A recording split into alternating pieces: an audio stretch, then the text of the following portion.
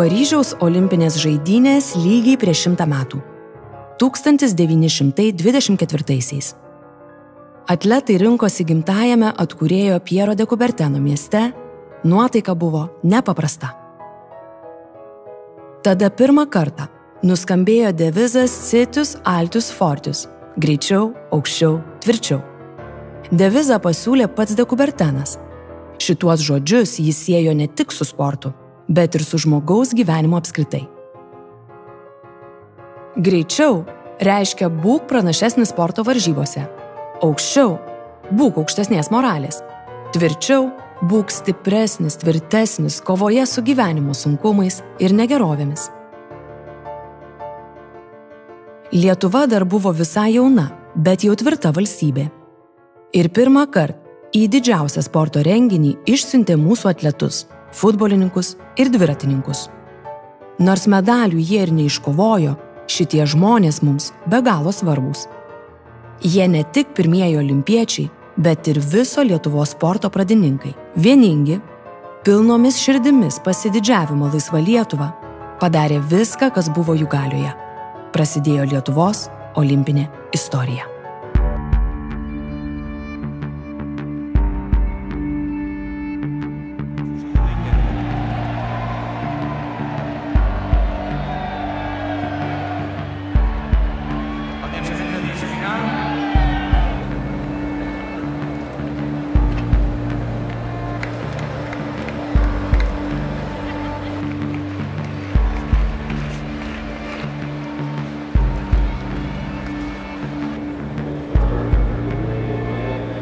Pasiruošimas olimpiniam startui. Begalinis jaudulys. Nerimas, kad nepasiseks, net jeigu prieš tai pasisekė daugybę kartų. Europos pasaulio čempionatai labai svarbus. Bet olimpinės žaidynės visai kas kita. Tai pati didžiausia šventė ir slegianti atsakomybė.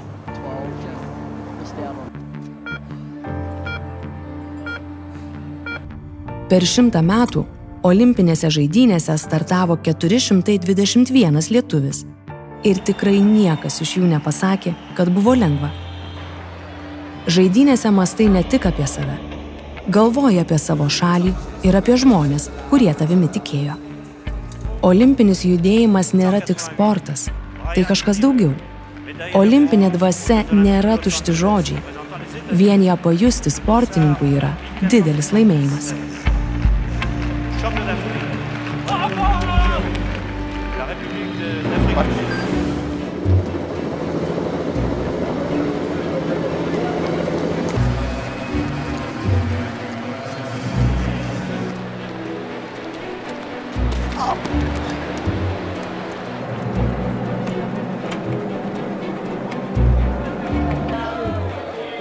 Stebėdami talentingus, Lietuvos vėliavomis pasidabinusius sportininkus, galime tik įsivaizduoti, kiek daug jie paaukojo, kad čia patektų.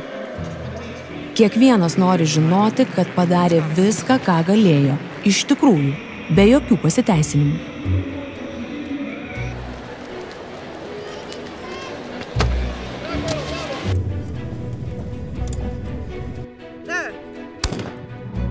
Olimpinėse žaidynėse apie save sportininkai galvoja mažiausiai.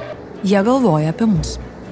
Žmonės, kurie keikiasi prie televizorių, sakydami per mažai.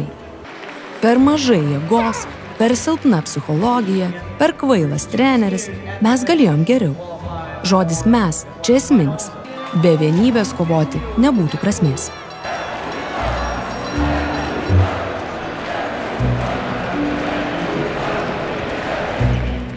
Mes nuėjome ilgą kelią vien tam, kad galėtume dalyvauti.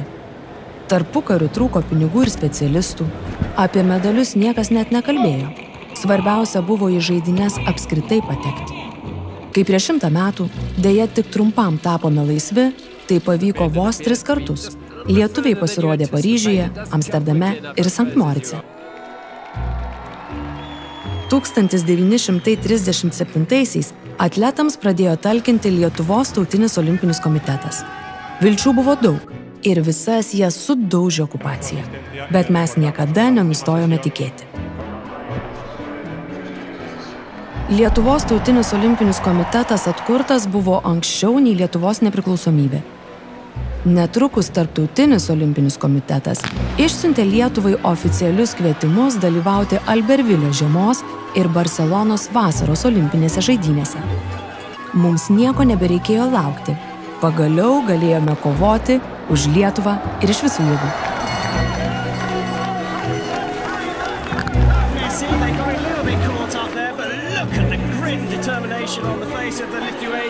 Per laisvės metus nepraleidome nė vienų olimpinių žaidynių. Sužibo ryškiausios Lietuvos sporto žvaigždės. Užaugo naujos olimpiečių kartos.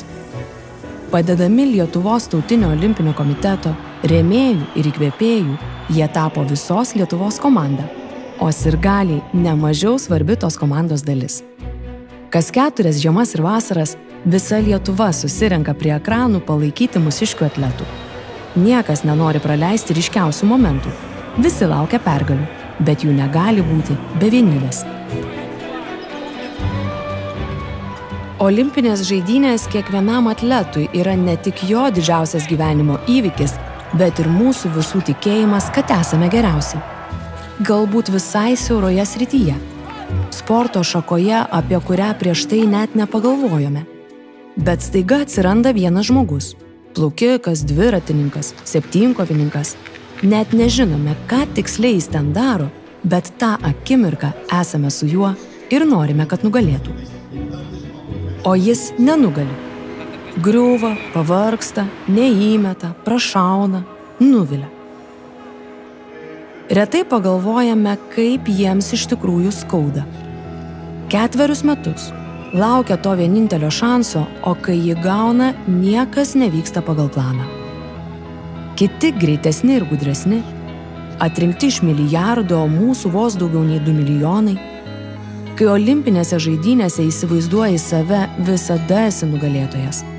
Realybė kitokia. Bet kokia kliūtis olimpinėse žaidynėse yra sunkiau įveikiama. Ir staiga tu neperšoki kartelės, kurią jau 100 kartų peršokai. Tiek kartų jauteisi stiprus, o čia atsidūręs esi pats silpniausias. Tiek kartų pakėlei daugiau neįmanoma pakelti, bet tą dieną, būtent tą pačią svarbiausią, nepakėlei. Visi tau kažką sako, bet pats sau sakai dar daugiau. Nes pradėjęs šitą kelią, nebeturi pasirinkimų.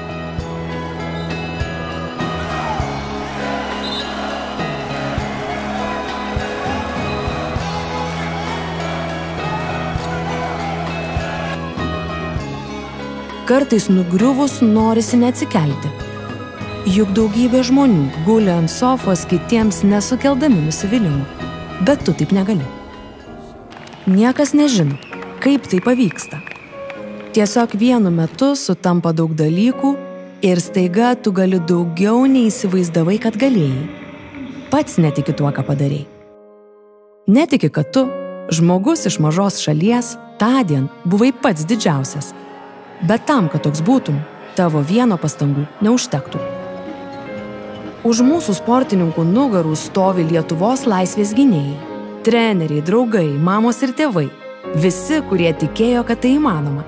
Kad esam maži, bet galingi.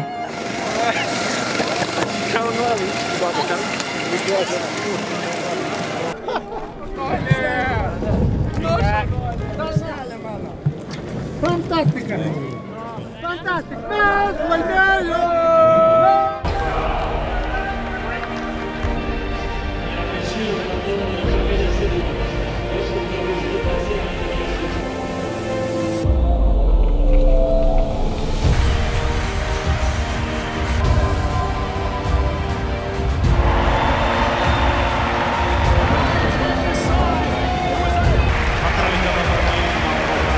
Et nous vous rappelons que la dernière séance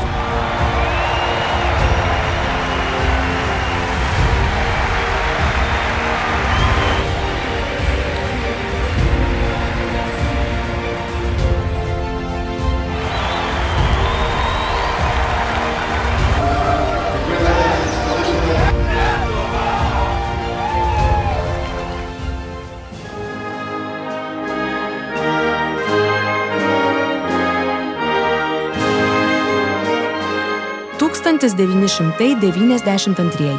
Barselona. Pirmą kartą olimpinio čempiono garbiai skamba Lietuvos himnas.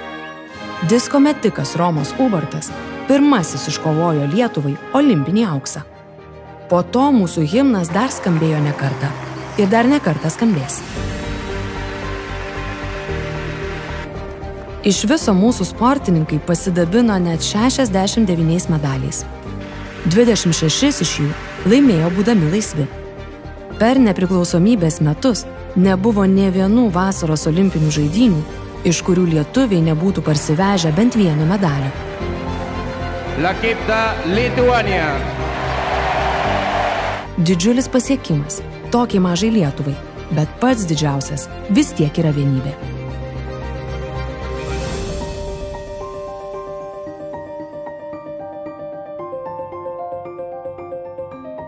Nuo pirmųjų olimpinių žaidynių prabėgo jau ištisas amžius ir mūsų sportininkai vėl keliaus į Paryžių.